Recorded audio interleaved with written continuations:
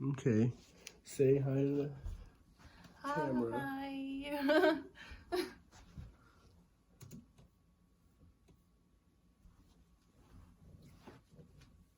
Alrighty. So,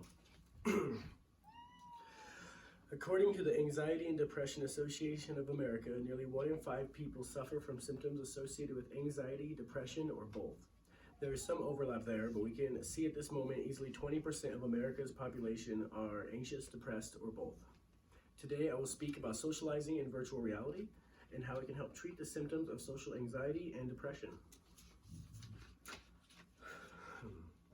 My name is Samuel Bagley, but most of my friends call me by my online handle, IntWizard. I'm a game developer with over 13 years of experience with game engines, programming, 3D modeling, texturing, and animation. I am also an emerging media scholar and an avid virtual reality enthusiast.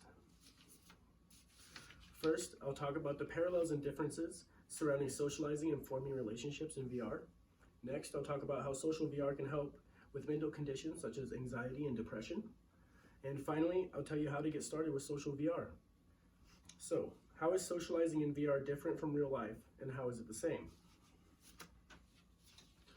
When you socialize in VR, the face-to-face interaction feels genuine and authentic.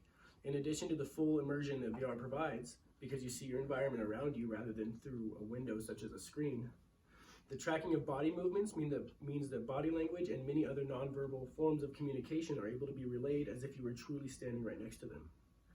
Social interactions in VR are so convincing to the brain and realistic to the senses that virtual reality is being used for remote therapy sessions with far greater benefits to the patient than Skype or Zoom calls. Shiva Pedram of the University of Wollongong in Australia reports that patients in VR therapy sessions preferred VR over other methods of remote therapy. Her patients said that their virtual experience was consistent with what they might expect from a face-to-face experience, and that the heightened sense of realism made the interaction feel more meaningful. Additionally, people tend to be more open and honest in VR than in real-life environments. Facebook performed a study in social engagements in VR. They put 60 people of varied background and age in VR headsets, divided them into groups of 2, and put them in virtual rooms by themselves to interact with each other. All had positive interactions, and participants reported being more at ease socializing in VR than in a real-life environment. Additionally, the freedom to choose how your avatar appears to others and the lack of others' ability to touch you means that people tend to be more honest and open with each other without fear of repercussions. This enables people to build deeper and closer relationships much quicker and safer than in a real-life environment. Pedram's research also showed that using a virtual reality avatar encouraged most participants, 22 out of the 30 from her survey, to more freely express themselves without fear of judgment. This was observed in both introverted and extroverted participants. Taking these traits of social VR into consideration, it's not too hard to see how it could help with certain mental conditions. I personally interviewed several people for a documentary project about how social VR has affected their social anxiety. All participants said social VR has helped with their social anxiety. One participant said that his experiences with social VR has increased his confidence in social situations and made casual conversation with strangers a natural and organic experience for him. Another participant said that although he still feels more comfortable socializing in VR, he is much more confident talking and holding conversations with people in real-life environments. I also interviewed several people about how social VR has affected their depression, and the majority of the people said social VR has had a major positive impact on their daily lives. Most participants said that the biggest benefit was being able to meet with a friend for comfort or commiseration when they were feeling down. Other participants also said they were able to find a group of people that they felt they truly belonged to, entire communities composed of like-minded people that wouldn't have been able to meet without social VR. All that being said, how could you experience social VR?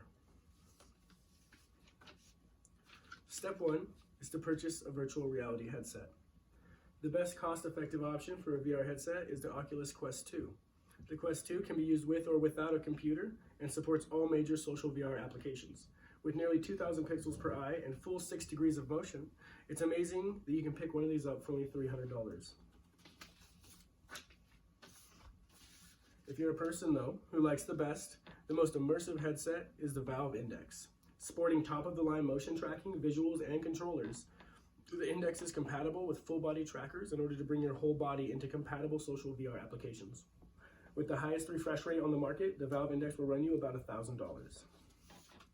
Another note is that the Valve Index requires a PC to run. In conclusion, almost skipped out for a little bit. Your next step is to download a social VR application. There are many social VR applications, but there are 3 that are most popular and widely used. VRChat, AltSpace, and Rec Room always have people online, things to do, see, and talk about. Best of all, they're all free to play. If you are computer-based VR, you'll want to download and run these through Steam VR, the virtual reality platform compatible with all headsets. If you're using an Oculus Quest or Quest 2 without being connected to a computer, you'll want to download these from the headset store page. In conclusion, it is apparent that social VR has a huge potential for treating anxiety and depression and on human socialization as a whole. VR social interactions are just as personal and realistic as real-life interactions and show huge potential in helping people overcome anxiety and depression in their everyday lives. Purchasing a VR headset and participating in social VR is easier now than ever before. I believe social VR has the potential to reduce the amount of people struggling with depression and anxiety from 20% to less than 10%. In the future, it is my belief that social VR will be so commonplace that we will refer to physical meetups as in real life or IRL meetups that occur outside the norm for most social activities. Social VR has the potential to change the world, and we are just seeing the beginning. Thank you. You're gonna clap for me. I like that you